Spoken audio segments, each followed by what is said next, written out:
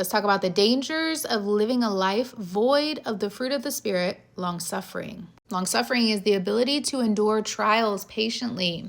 Those who are certain of the outcome can afford to wait and wait well. Being able to persevere, to sit through the uncomfortable moments in life, the ability to have some fortitude, to be slow to avenge oneself is what the biblical definition of the word long-suffering is. Why? Because vengeance is mine, saith the Lord.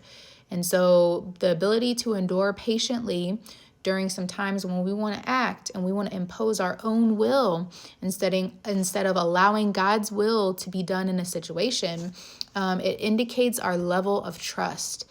So long-suffering or patience is essential for navigating life's challenges with grace and trust in God's plan. Without it, we are vulnerable to impatience, frustration, and then temptation to give up when trials arise. Some consequences of living without the developed skill of being able to patiently endure impatience and frustration, resentment and bitterness. Bitterness is at the root of a lot of things, including unforgiveness.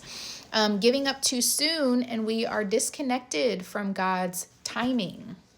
Now, patience, being patient, and waiting are two different things. Waiting is very active. Waiting describes the time that passes by. Patience is how you act during that time. The way that you act during the time that passes by determines what type of experience you gain from it, and ultimately what experience you get at the end of that time. I want to give you 3 healthy expressions of long-suffering, 3 unhealthy expressions. Remember, all the information that I'm covering here can be found in the devotional 45 Days to Emotional Strength, as well as the playlist. I'll save all these videos to a playlist for you to refer back to when you need it. Healthy expression number 1, resilience and perseverance.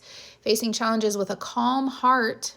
Remember, the previous fruit discussed is peace. So peace guards our heart and our mind so that long-suffering and endurance and perseverance can flow through it.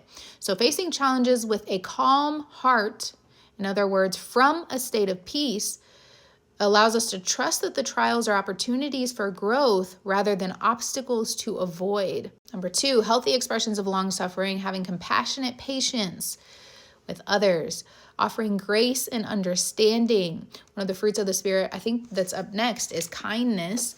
But when you are able to be kind in lieu or in light of the uncomfortableness that you are facing yourself, shows a very high level of emotional strength. Just because you are uncomfortable, how do you treat others when you're uncomfortable? And number 3, trusting God's timing, waiting without bitterness or resentment, believing that God's plan is always better than our own. Unhealthy expressions of long-suffering. Number 1, impatience and irritability, reacting impulsively or negatively to stress, delays, or unexpected challenges. Long-suffering reveals your need for control. How do you act when you do not believe that you are in control or you are unable to control a situation?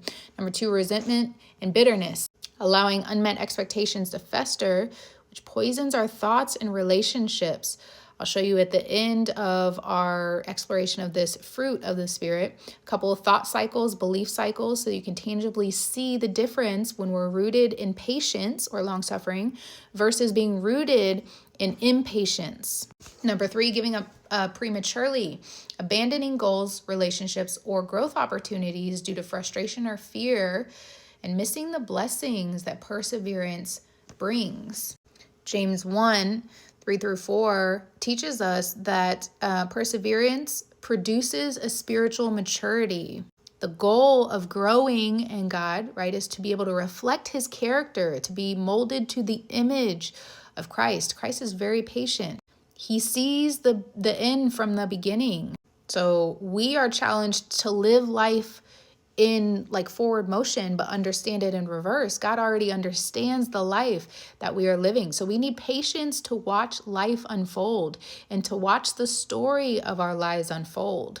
It brings us to a state of completion. The Bible says he will perfect that which concerneth me. The word perfect there, the definition of the word perfect is a process. It means to perfect, to bring something to completion. So in order to be the complete version of us that God created us to be, we have to develop the skill of being patient and exercise the fruit of the Spirit of long suffering. Here are a couple questions to examine what you believe at the root about suffering, about God's timing, about the ability to endure trials, about sitting in the uncomfortable places, about being able to persevere. Remember, maturing in our walk with God is about learning to get to things at the root. Examine what you believe at the root. Maybe you need to uproot, tear down, destroy so you can build and plant some new beliefs grounded in truth that will produce good fruit in your life. In the next video, we'll talk about the difference between being patient and enduring versus the fruit of the Spirit of impatience and what that produces.